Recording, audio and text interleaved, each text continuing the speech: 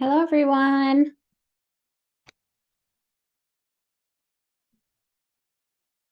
All right. I have shared the screen and there might be some more people popping on here, but we will get started. I have a handful of questions that came in. Hope everybody had a good weekend. And all right, we'll get started here. So, okay. Is there a RIFE program for inner ear viruses? So there are many programs for viruses. So, not knowing which specific virus you have, you'll just have to try a number of different programs. So any viral program that is available to run on the RIFE machine would be a good program to try.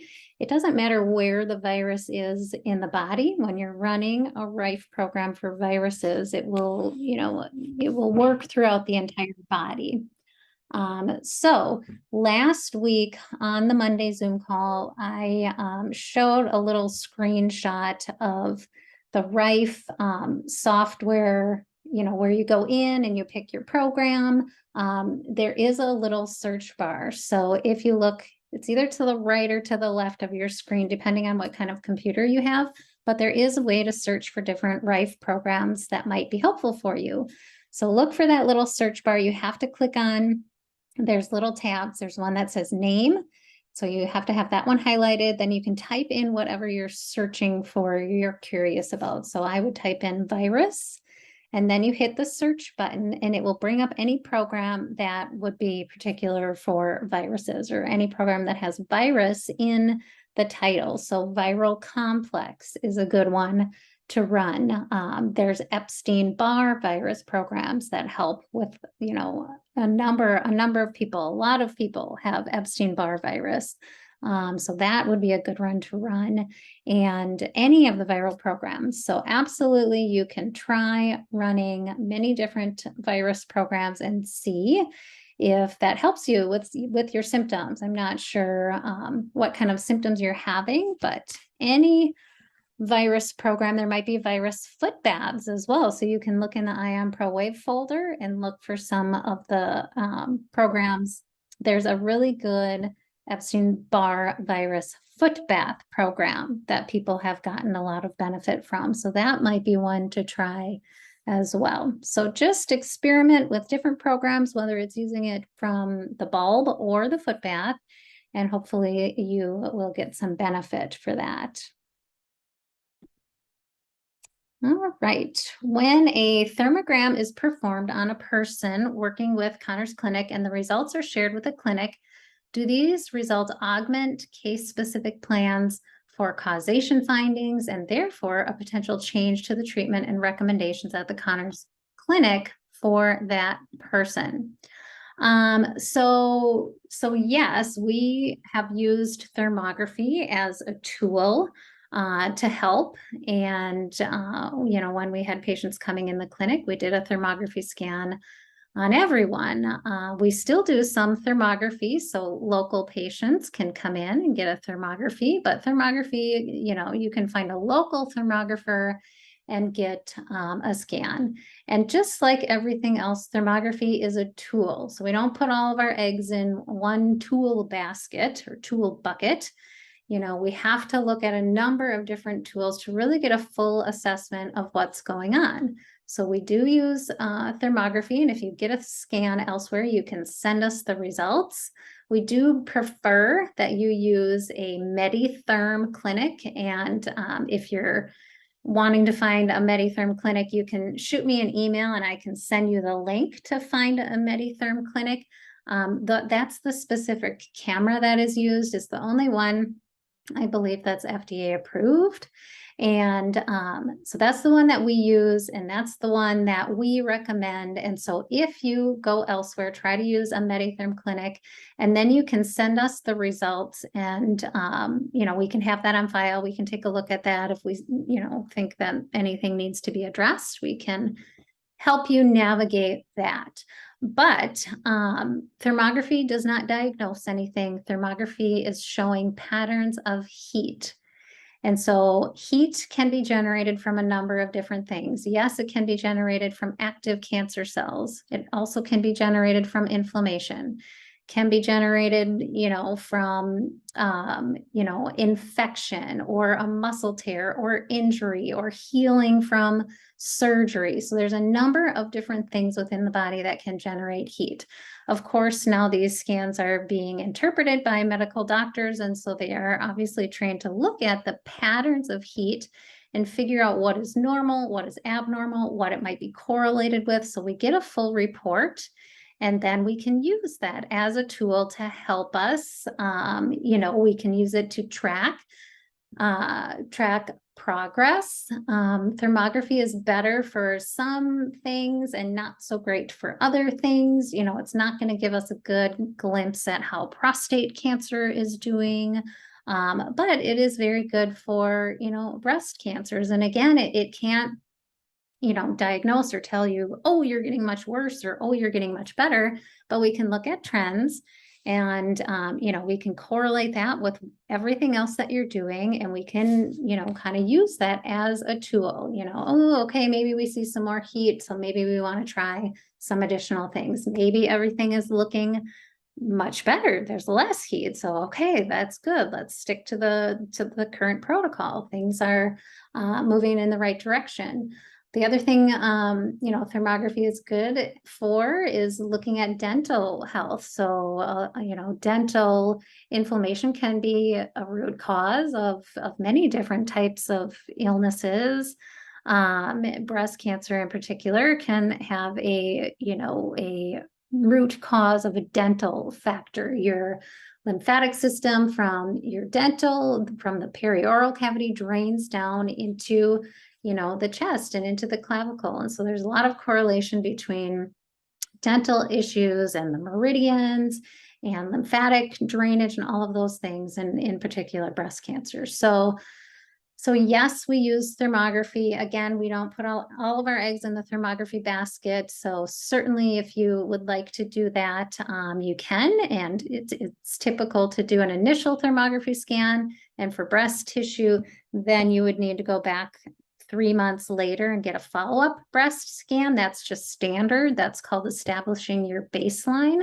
So they're really trying to figure out what's normal for you as an individual. And 2 scans are more accurate than 1 scan when it comes to breast tissue, just because breast tissue is so sensitive, and, can change, so they may recommend that. So don't be alarmed if they are asking you to come back in 3 months. That's standard to establish baseline. Then once we have your baseline, then, it can be an annual scan, or, more often, every 3 months, every 6 months. So depending on, what the recommendation is, but absolutely we use it as a tool to kind of help us, just gather more data to figure out what's going on, and to look at trends and patterns with, follow-up thermography scans.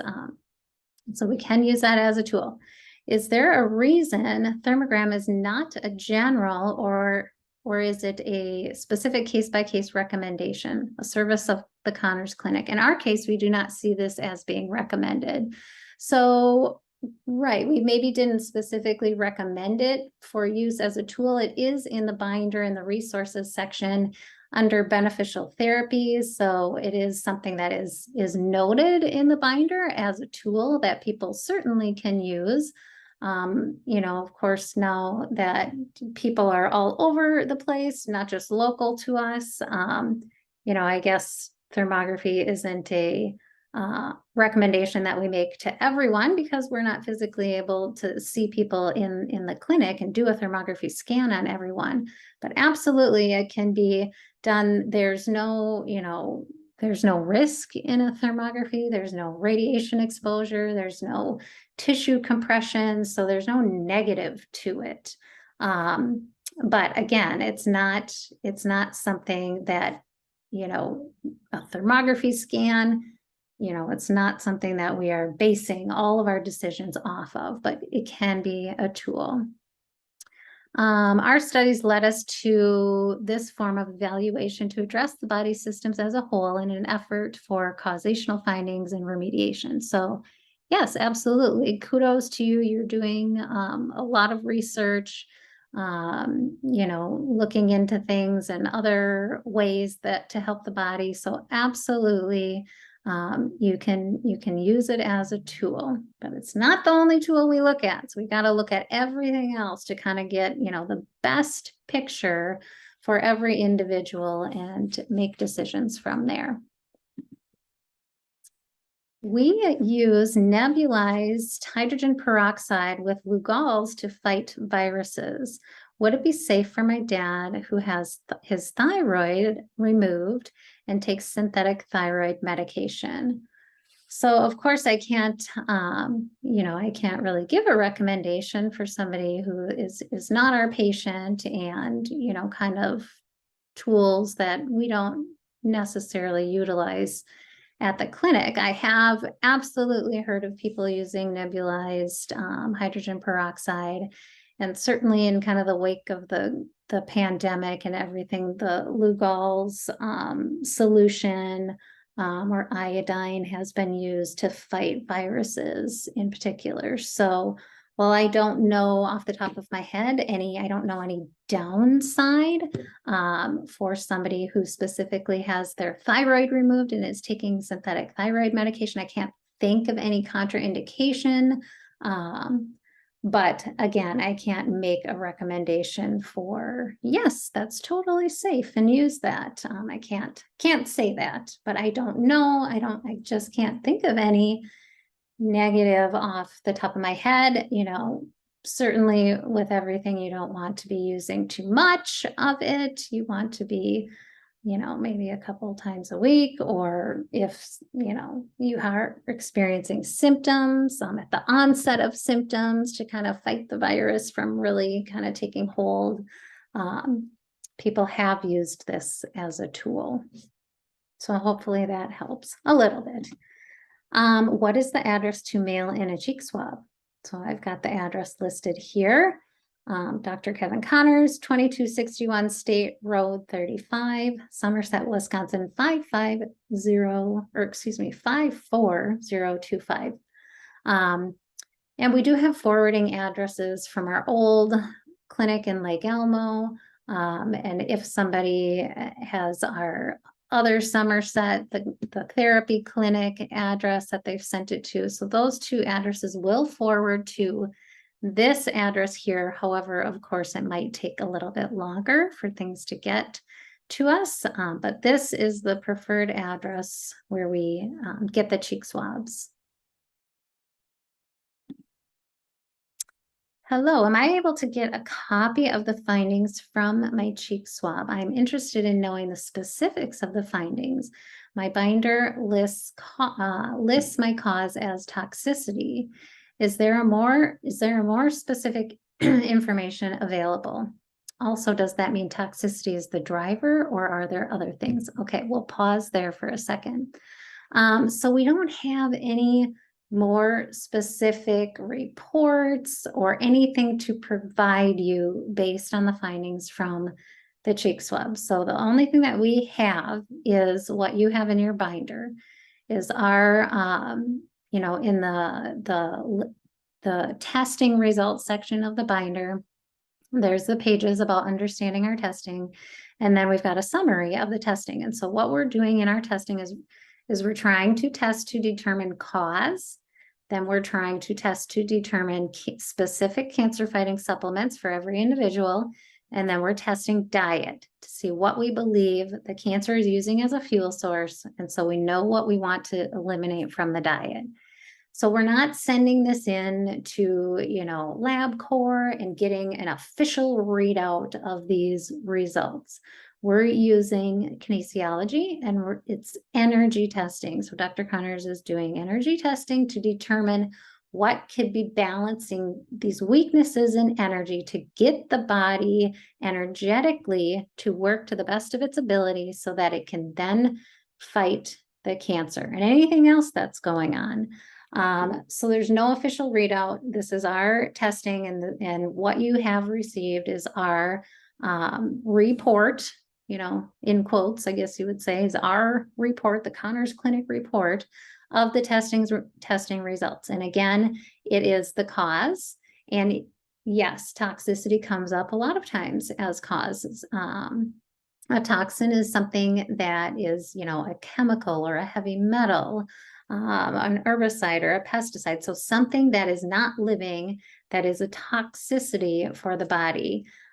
Sometimes a biotoxin comes up. A biotoxin is something living. So a bacteria, mold, fungus, parasite. So something that is living that is causing harm to the body. Sometimes hormones come up as a cause. So these are things that need balancing and could be the reason why, because of this imbalance within the body, it led to a condition within the body where cancer could take hold and develop. So know that we all of us have something that could cause cancer circulating within our body at all times, any times, multiple times throughout every day. And the body has systems in place where we can keep this in balance and never get a diagnosis of cancer.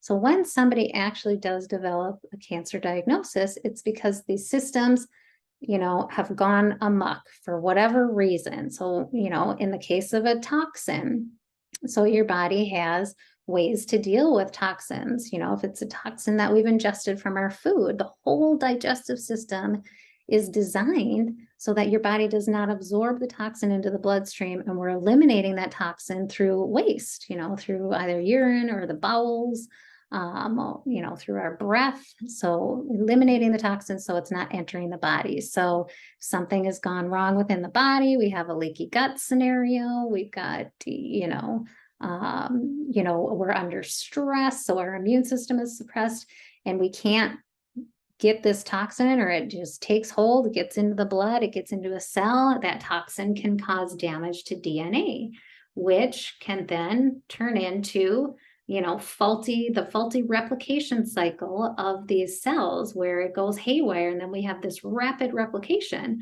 Well, then we have another system in place that can keep that under balance. So if we have this rapid replication, then we have tumor suppressor genes that are supposed to come in and figure out what's going on there. Okay, this isn't normal. This is not supposed to happen. So let's figure out what's going on and fix it. And if we cannot fix it, we need to stimulate death of this cell because this is not good. We don't want this.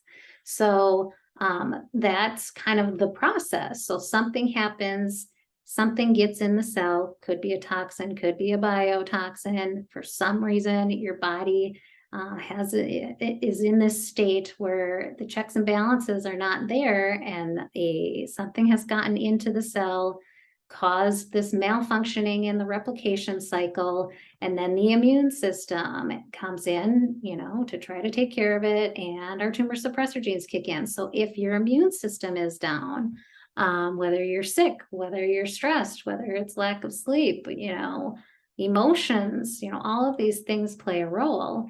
And when these are out of balance, that is when cancer can develop. And it then takes years for you actually to get that diagnosis of cancer. So when we're working to determine cause, it is what energetically has gone wrong, or do we need to address in the body to help get the system back on track so we can get things functioning to the best of their ability. So kind of a long-winded answer, but hopefully that kind of gives you a little better insight as to how we're kind of working with this. And so we're working to address the body as a whole, and the cause is a piece of what could have gone wrong within the body for this to develop, and we need to address that. So we're looking for these root causes. And then the cancer fighting supplements, the cancer balancers, are things that are testing for you specifically as an individual for your cancer to help fight the cancer, the current cancer that you've got going on. So it could look absolutely. And it does look absolutely different for everyone. Even if somebody has the exact same diagnosis, they might have different supplements for their cancer balancers because, again, everybody is different and everybody has a different cause or a different internal environment that has allowed this to happen within the body. So it doesn't necessarily mean that the toxicity is a driver. It's a reason why this might have developed in the first place. My diet recommendations include meat. Does this mean that animal protein isn't a driver for you? Yes. So if we have not eliminated meat, then you can safely assume that protein is not a driver for you. And yes, so she goes on to say, so many others are swearing by the raw food diet or no meat or drinking gallons of juice. So a lot of juicing. So those are general. Again, every body is different and every cancer is different, even if the diagnosis is the same. So we're taking an individual approach to really try to, seek out what is best for every individual. And so if we have allowed meat on your diet, then that does mean that your cancer is likely not driven by amino acids. So you can have some meats, and maybe it's driven by dairy, or maybe it's sugar. So what is listed in that testing results page, the very bottom is the driver. So whatever is coming up as a driver is what we want you to mainly avoid. And then when you get into the nitty-gritty of the dietary recommendations, we do go into more detail, with the yeses and nos. So there might be some things that we still want you to stay away from, even though it didn't come up as your driver, because we just know it's not good for the whole environment of the body. And so maybe, maybe gluten didn't come up as a driver, but we still want you to avoid gluten. Maybe dairy didn't come up as a driver, but we've still marked dairy no. But you can, if meat is allowed, then amino acids have not come up as a driver for your cancer. Now, sometimes things change, which is why we always encourage follow-up testing. Cancer is sneaky and we have to stay ahead of the game here. Sometimes things can change. So when we're doing those follow-up cheek swabs, we may change your diet. We may need to try something different. And so that will come up. We look at that when we do the follow-up cheek swabs. And if we need to adjust the diet, we will. And yeah, sometimes people do great on a diet of juicing, raw juicing, but that doesn't mean that's good for everyone. Somebody whose cancer is driven more by sugar, there's a lot of, sugars in juice. They're from the juice, there's a lot of nutrients and enzymes and things that flood the cells immediately with these nutrients from juicing, which is all great, but it is higher in carbs and not good for somebody whose cancer might be driven from those sugars. So I apologize for not asking during the binder review. Please don't apologize. Absolutely fine. I know questions come up at different points for everyone, and sometimes listening to these calls will obviously trigger more questions. And so never apologize for, not asking something during the binder review. Obviously she's referring to some of these binder questions, but absolutely fine to ask binder kind of related questions on any of the Q&A Zoom calls. We certainly encourage you to utilize the binder review so we can kind of get some of those initial questions, get you understanding your protocol, understanding the binder, what we're asking you to do, the supplements, the diet, all of these things. So, good to do that initial binder review to get those initial questions asked, but absolutely sometimes things come up relating to food and diet, and certainly fine to ask these questions on the Monday or Wednesday Q&A calls. So it's exactly what these calls are for. So don't apologize for that.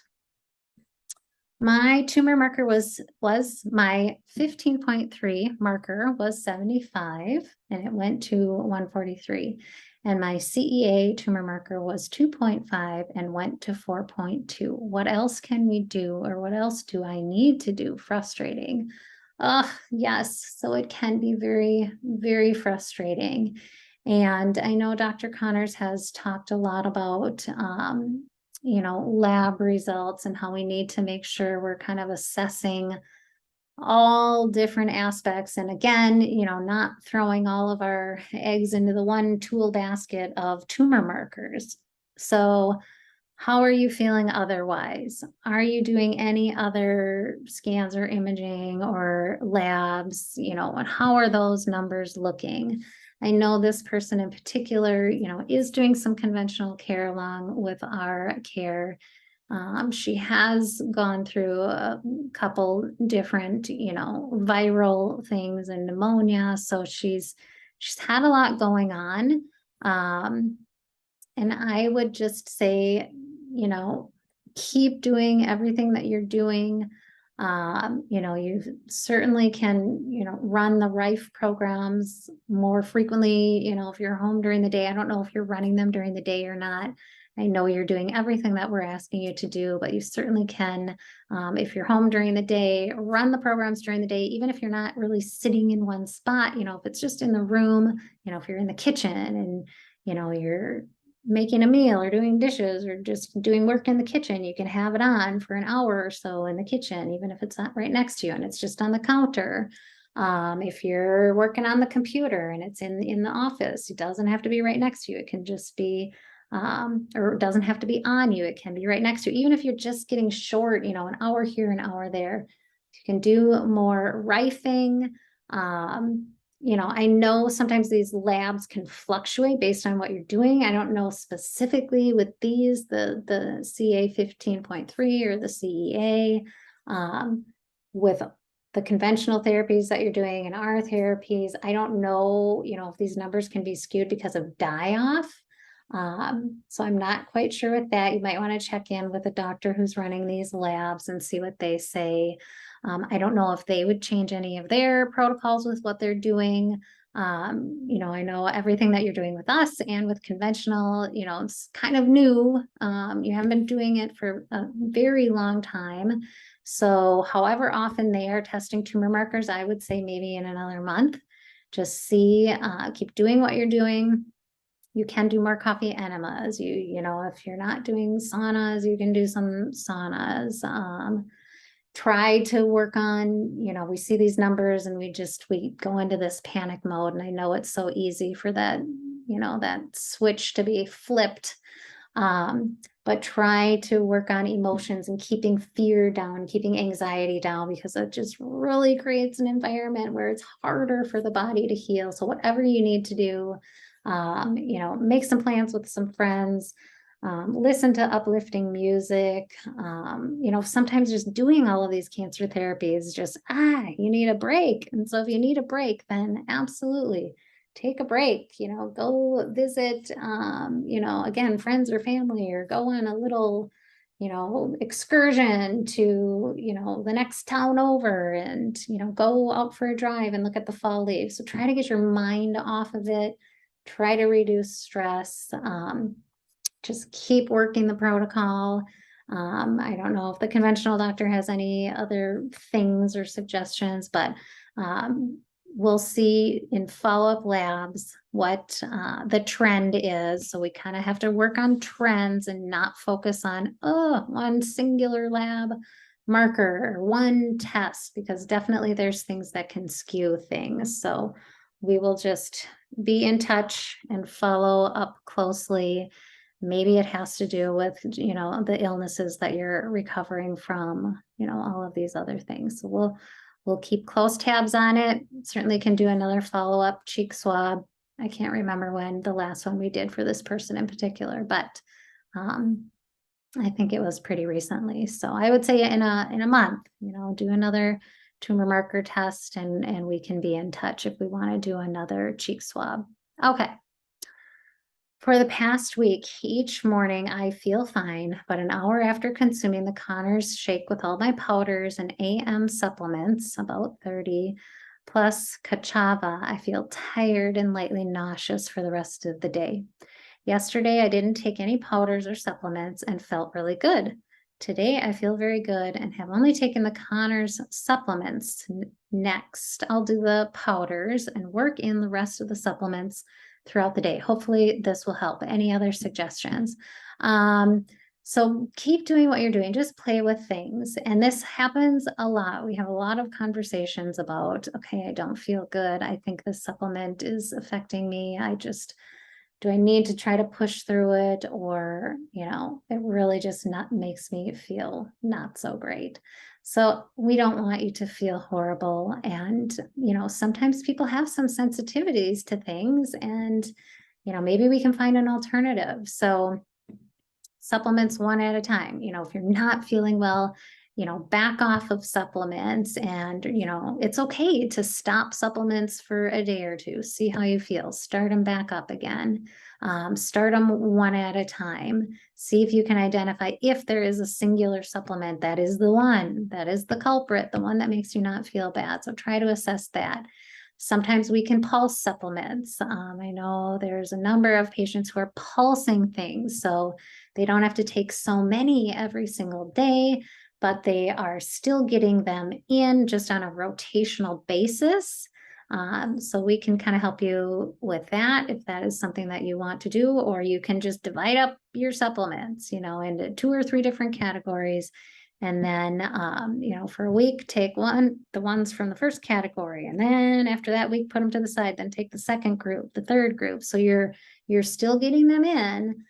It's just not all of them daily, and see if that helps. And maybe before you do the pulsing, you kind of do some of these other experiments like you're doing to see if you can really identify, maybe if I take a little bit less, maybe if I take it in a different way, maybe if I do the powders or the supplements first and powders later, maybe if you take it with food, if you haven't been taking it with food, maybe if you try it without food.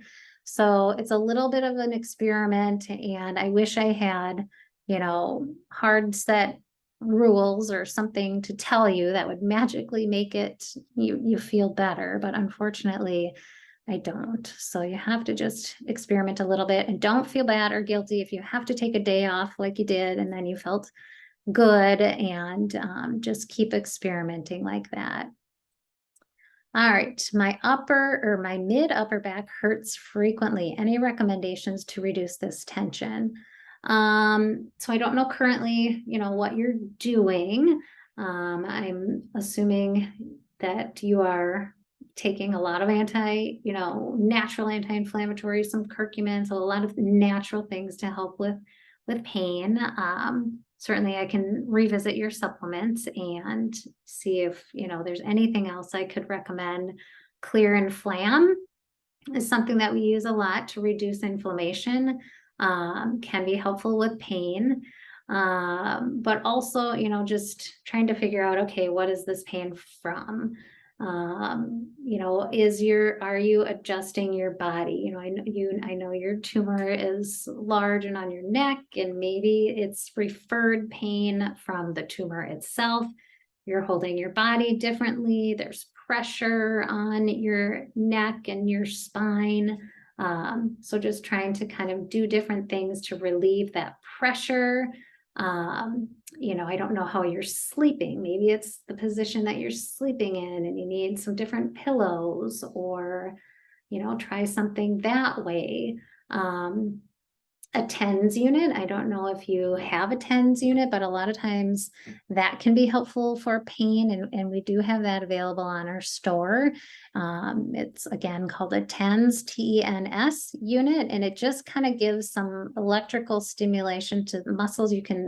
There's little pads that you can stick on different locations, so you can treat many different parts of the body. So for you in the mid upper back, I'd be kind of putting the pads there, and you can do different lengths of time with this stimulation, the TENS unit, and that can provide a lot of relief from pain. So that might be something to look into.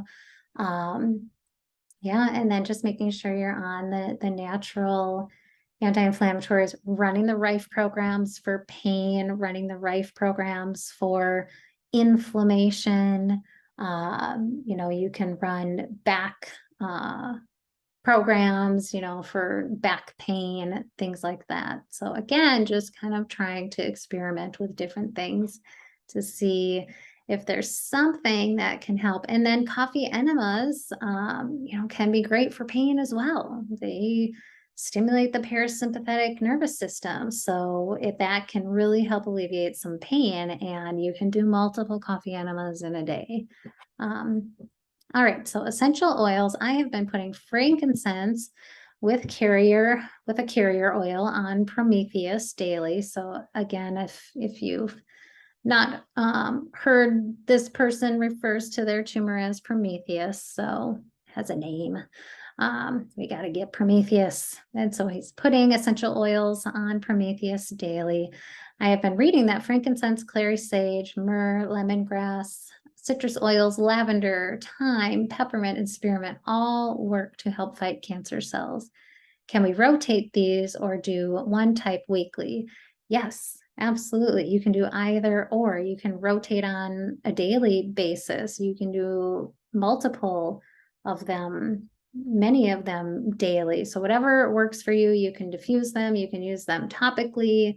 Yes, try with a carrier oil so you're not, having pain. Some oils can be a little hot. Peppermint. So if you're using it and there's an open sore or anything, it might create some pain. It shouldn't last, but with a carrier oil that can help. And I would absolutely try those. Those can be great, and diffuse them. And is it okay to take these orally or only topically? I know you can take some essential oils orally. And I guess it depends on the brand that you're using. So I would just be really careful about the brand and the sourcing, because a lot of times sourcing isn't great, and it might be, if it's not really high quality, it could be cut with some other oils or things that maybe you wouldn't want to ingest. We use Young Living essential oils, and they have their Vitality line is it's the same essential oils. So for example, frankincense, the regular frankincense, and then they have the Vitality frankincense. It's the exact same oil. It just has a different label. So the Vitality line has the white label, which means you can take it orally. It's just, they, for regulatory reasons, have to separate out the label. So the Vitality lines are the ones that you can take orally. So the ones that you've mentioned here, I don't know of any issues with taking it orally. I think they are all fine to take orally, but again, I would just be careful with the brand that you're using and make sure you're trusting your source. And I would, if you're going to try some orally, just try a little bit and try one at a time so you know how your body reacts, and go from there. We have an herb garden. Could I add the thyme and sage herbs to my diet or make sage and thyme tea? Your thoughts? Absolutely. Any herbs that you grow in your garden are wonderful to add to your diet. They have many healing and health beneficial properties. So absolutely, you can add those to your diet. You can add herbs to smoothies. You can cook with them, make a tea as you've suggested. That would be absolutely fine. Okay, that takes us through all of the questions that came in. I'm just remembering that I had a question from somebody on my email that I was going to put on here, but I forgot until just now. It was a question about a collagen supplement and if they could take that. And I did look at that collagen supplement. It was a marine collagen, and it looked like a good product. So yes, you can take that collagen and hopefully it can help with some of the bruising and, skin irritation and kind of those sensations that you've been getting. So you can take that and see if that helps. Okay, some of the chat questions here. Okay. Can my Rife cause me to be up all night and feel bad? Was up until 5 a.m., turned off Rife at 3:30 a.m. as I felt I couldn't sleep with it anymore that night. Most nights have been good. So yes, sometimes the Rife and different programs can cause a different reaction within your body. So it might be good for you and really for anyone who's just starting off with the Rife to really just keep a notepad by your nightstand or wherever you have your Rife machine and just keep a log of how you feel, because every program is a little bit different. And, Wednesday night, might keep you up. Maybe there's louder frequencies. So the noise might be, disturbing your sleep or distracting your sleep. The light itself might be brighter and might be causing you to be up. And again, there are different frequencies in each night. And so you're getting those each night, the frequencies will kind of repeat themselves, but each night of the week is a little different. So there might be something in, the Sunday night program that is a little different that, might be triggering a different response. Or it could be a cumulative effect. This person has not had the Rife machine for very long. And so maybe it's, oh my gosh, I've done this for 4 nights now.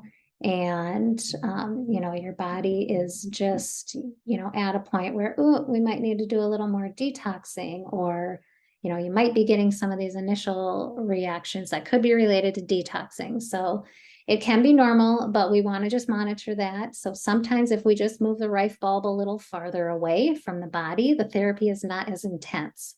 So you can try that. So maybe, the next time you run the Sunday night program, okay, I didn't feel so great last Monday.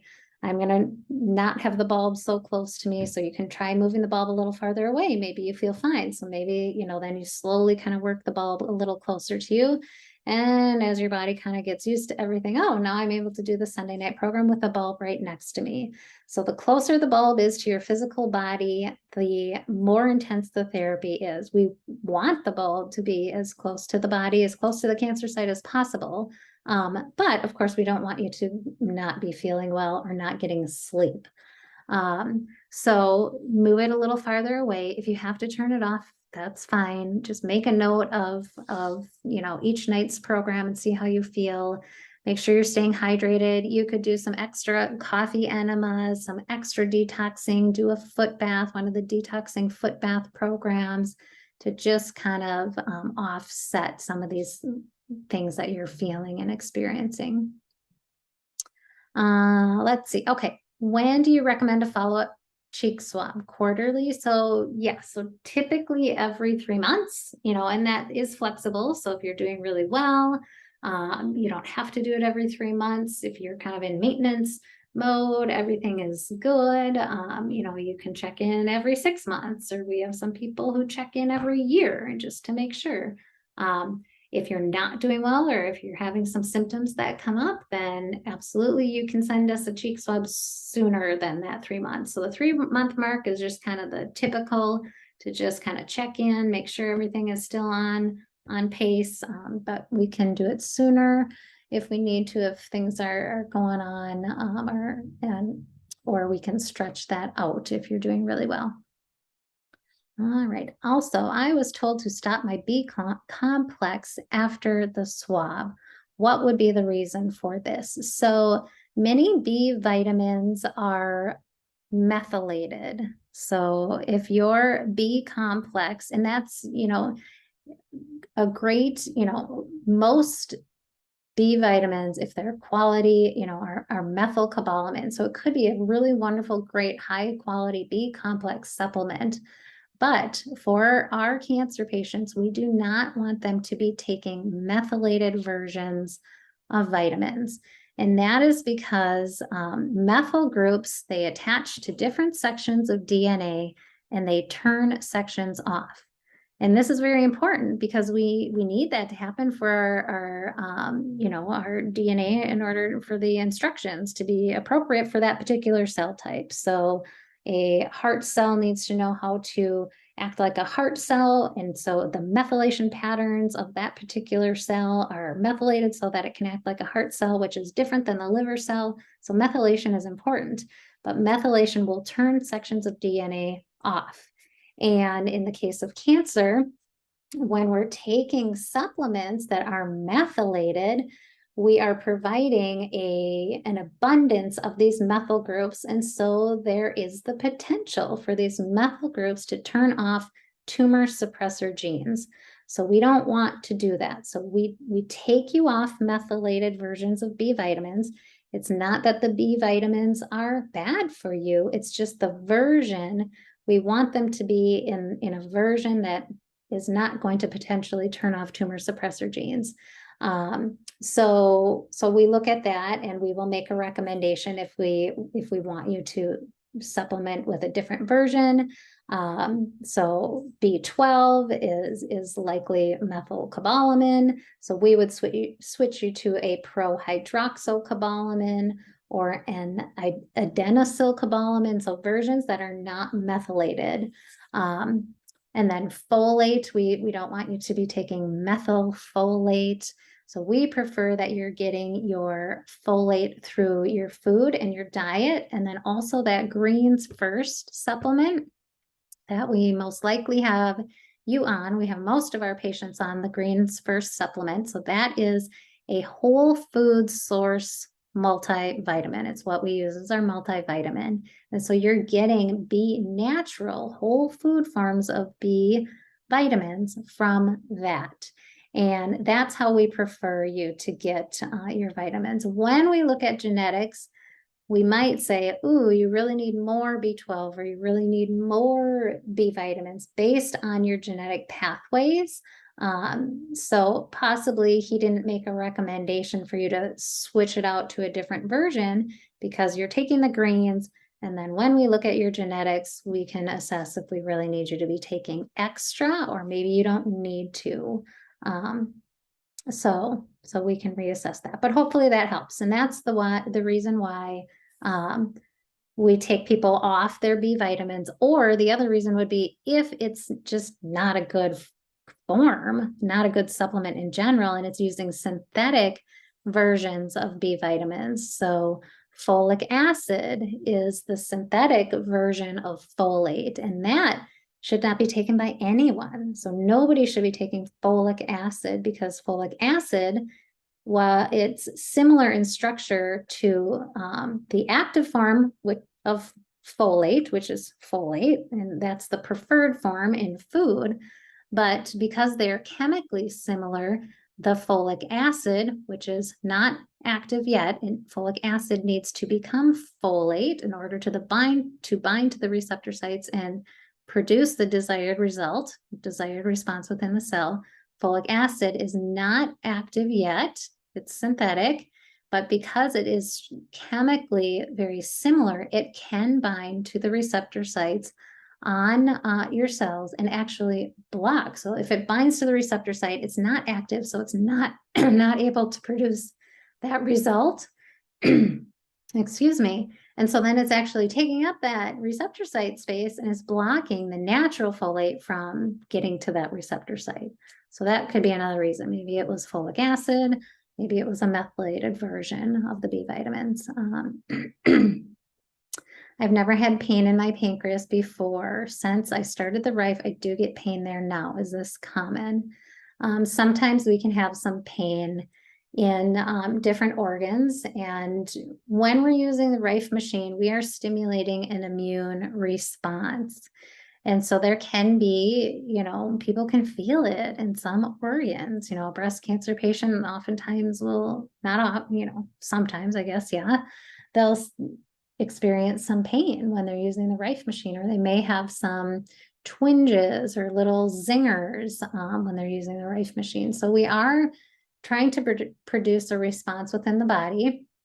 We're activating the immune system to go attack those cancer cells. So we're using the frequencies of the cancer cells specifically based on your type of cancer. And we are alerting the immune system to go in and attack those specific cells. So there can be an inflammatory response at those sites. And so it can produce a little bit of pain. Dr. Connors has a wonderful blog post about good pain versus bad pain. And in this case, with just starting the Rife machine and experiencing some of these sensations with the Rife machine, that is not bad pain. That is pain because we've introduced this therapy and it's producing a response within the body. And so that we actually look at that as a good thing. You know, of course, pain is uncomfortable. And if it gets out of control or if it continues, let us know and we can, you know, do some further investigating. But some pain with the introduction of the Rife machine is not necessarily bad. Okay, is agave syrup okay? So agave syrup, while it is natural, a natural sweetener, the way it is processed within the body is a little bit different, and it actually can be worse than, you know, fructose. And so typically I would say, you know, stay away from agave, you know, a little bit here and there might be fine, just like anything, you know, a little bit here and there would be fine. But if you're using it on a regular basis, I would maybe switch to a stevia or a monk fruit or maple syrup. So something else that is still natural, but doesn't affect you or the liver detoxification process quite like agave. So agave can be, you know, actually higher on the glycemic index than fructose. So I would switch. I was reading in a cancer support group that vitamin A supplementation wasn't okay for cancer patients, but I don't remember the reason. Any thoughts? I'd like to order the ImmunoPack as recommended, but I am hesitant because of the vitamin A. I'm trying to think. Vitamin A and contraindication with cancer. And I can't think of any. We use vitamin A and we believe it to be very important for a cancer patient because vitamin A is very important for cellular differentiation. So it helps abnormal cells to become more normal. And so we use vitamin A and we think it is important for cancer patients along with vitamin D. Vitamin D can bind to apoptosis receptor sites on cancer cells and stimulate death of those cells. So, you know, high amounts of vitamin A maybe can be toxic to the liver, but, you know, normal amounts of vitamin A, that would be really high, like Accutane, you know, the prescription that they give for acne patients with cystic acne. That's a really high dose of retinoic acid, which is, you know, vitamin A. And blood work needs to be monitored when people are on that prescription because it can be toxic to the liver. So high vitamin A, you know, we don't want anything in that extreme amount, but normal doses of vitamin A can be very helpful for a cancer patient. And our vitamin A is combined with the vitamin D. So it's in the supplement, the 80K complete, or people might be taking 80K eval. So those are all of the fat soluble vitamins in one supplement. And there's a lot of studies out there that show there's synergistic benefits when you're taking all of the fat soluble vitamins in one. And then taking it with food too, because it's fat soluble. So I wouldn't worry about the vitamin A in the ImmunoPack. I don't know if that person in that support group was talking about really high amounts of vitamin A. I'm not sure.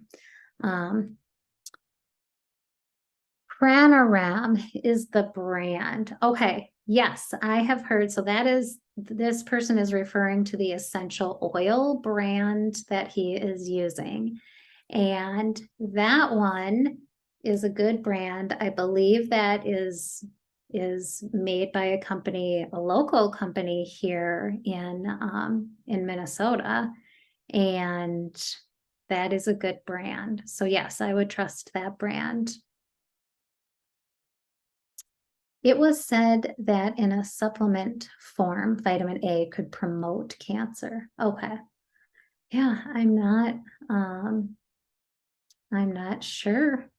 I have not heard that. Maybe you could send me I don't know if there's a link to anything that they were referring to, but yeah, I have not heard that specifically about vitamin A and just normal doses. You're very welcome. Thank you for jumping on the call. It's been an hour, so we'll wrap it up here.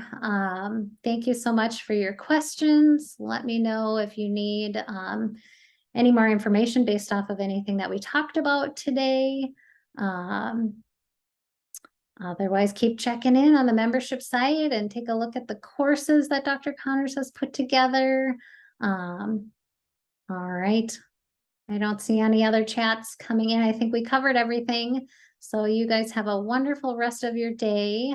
You are very welcome and have a great week as well. Take care, everyone.